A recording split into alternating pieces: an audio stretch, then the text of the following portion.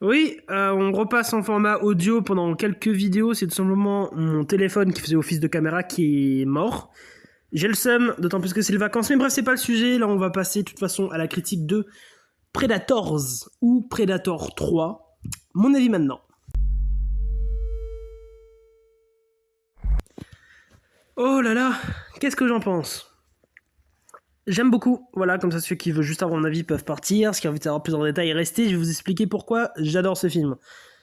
Globalement, c'est un film sorti en 2010 avec que des gens qu'on connaît de très très loin, mais qui est jamais vraiment en tête d'affiche. Il y a Adrian Brody, l'acteur principal, qui est le pianiste. Il y a le méchant Walter Goggins un truc. David Goggins, non, le méchant de Ant-Man, de Tomb Raider qui est là. Il y a le Mexicain qui est là dans tous les trucs un peu mexicains, trafiquants de trucs. Il y a Lawrence Fishburne. Il y a vraiment que des gens où tu vois c'est qui, mais c'est pas des têtes d'affiche. Il y a une réunion vraiment de personnages secondaires, c'est assez marrant. Même le réalisateur, hein, c'est un gars qui a fait 2 épisodes paumés de Stranger Things en 2022. Même moi, je savais même pas vraiment. C'est voilà, ça dit pas la qualité du film. Globalement, par quoi commencer? Je trouve que c'est un film injustement critiqué. Voilà, parce qu'en vrai, il est regardable. Il a des défauts, mais en vrai, il y a pire comme film. Alien vs Predator 2 en est un très bon exemple, en fait. Globalement, qu'est-ce que j'en pense? Je vais essayer de structurer tout ça. Là, c'est un truc à chaud, du coup, ça va être compliqué. Je trouve que le film propose des trucs nouveaux, des trucs bons. C'est le 3e film. On repart dans la forêt, oui, mais il y a des nouveaux enjeux. Voilà, il y a des nouveaux pièges, nouvelles façons de mettre en scène les créatures, de mettre en scène déjà les effets spéciaux, le scénario. Et ça, en fait, du coup, c'est plutôt bien parce que ce film a une allure de remake, de requel, de ce genre de truc. Mais en même temps, c'est une suite. Du coup, il fait très plaisir. En termes de film, tu peux le regarder solo, il passe. Tu peux le regarder en 3e, en 2e film, il passe. Après, c'est un peu le point positif de tous les Predators. Il n'y a pas trop de liens. Il y a non plus pas trop de incohérences. Parce qu'en vrai, les seules incohérences qu'on peut trouver, c'est le fait que tel Predator est différent, ils agissent différemment, ils n'ont pas la même capacité ou de gadgets, sauf que pas tout le monde dans la même espèce a les mêmes objets, en fait, du coup, normal que ça marche pas trop, même si dans celui-là, c'est un peu abusé, j'y reviendrai. Mais globalement, c'est un film plutôt efficace. Je trouve que 1h40, j'ai l'impression que le film fait pas du tout, genre qu'il est plus long ou plus court, il passe extrêmement vite, il est trop bien. Il faut féliciter les films courts de nos jours, un film efficace, c'est court.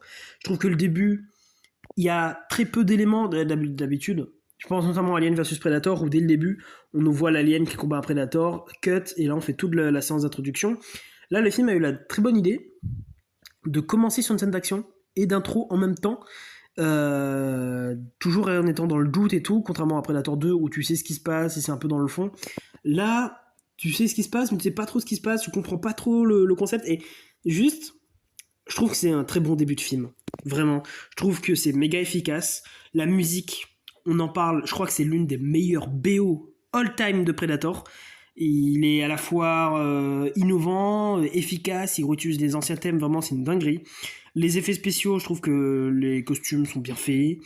Les effets de transparence, je trouve que c'est les meilleurs plans de toute la saga Predator aussi, notamment il y a un plan avec des fumigènes bleus où on entrevoit un peu le Predator et tout en invisible, c'est beau. Après quand tu regardes le Predator 1, Predator 2, quand tu regardes celui-là, tu vois qu'il y a eu 10 ans, 20 ans entre les deux films. Mais je trouve qu'il y a des bonnes idées. Il y a de bonnes idées, c'est efficace, et The Predators, on sait ce que c'est, quoi. Et non, celui-là, il fait le taf de fou. Il fait le taf de fou. Le concept de plusieurs Predators, ça passe. Le concept de forêt et tout, de groupe, pour une fois, vraiment, on a un groupe vraiment soudé et tout, ça passe. Il y a des plans iconiques. Voilà, je pense notamment à un plan où on a un crâne de Predator, juste surstylé. Le plan, on a les plusieurs Predators qui arrivent, les différentes techniques des Predators et tout. Efficace de fou. Voilà, j'adore. J'aime beaucoup aussi les méchants, on en parle, voilà, des Predators, je vous ai dit que les costumes passent. Mais surtout, à la fin, enfin, il y a tout un délire où, en fait, peut-être que la menace, c'est pas juste des Predators, vu que, comme je vous ai dit, il y a des crânes de Predators. À tout moment, il y a plus que ça. Et du coup, j'aime bien parce que du coup, ça fait poser des questions sur la mythologie du truc. Voilà, c'est un peu comme un Alien 1 où t'as beaucoup de questions, tu regardes et ça remplit ton imaginaire en fait. Déjà à la fin, tu regardes et tu te dis waouh, qu'est-ce qui va se passer, tout. T'as trop envie de savoir la suite et tout, c'est trop bien. Le concept de l'univers est efficace. C'est comme un Predator, non, mais même Predator 2. Finalement, ça se concluait très vite. Tu te disais, oh, c'est juste ça, bon, ok.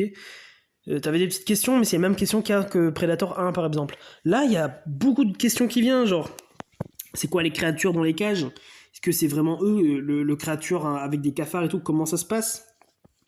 Pourquoi il y a un prédateur attaché? Le truc qui ressemble à un prédateur, est-ce que c'est un méchant prédateur? Un prédateur évolué? Un prédateur juste différent? Un super prédateur? Le roi des prédateurs? Un prédateur de prédateurs? Qu'est-ce qui se passe? Est-ce qu'ils sont sur leur planète des prédateurs? Ou bien une planète comme ça qui vient de visiter, qui fait juste de la chasse? Ou voilà, et ça c'est trop cool. Vraiment, il y a plusieurs questions qui s'en émanent du film. Et les effets spéciaux est bien, tout est bien. Le seul truc moyen, et c'est un peu problématique dans le film, il y en a plusieurs. Le premier déjà c'est le cadrage qui, ouais, il y a des plans stylés mais sans plus. Mais vraiment, quand on commence à taper dans du mauvais, on reparle là d'un truc moyen là, c'est déjà l'iconographie du Predator, c'est cool, sauf que ils essayent pas de mettre un peu de tension comme Prey par exemple, où on fait redécouvrir le Predator à un public.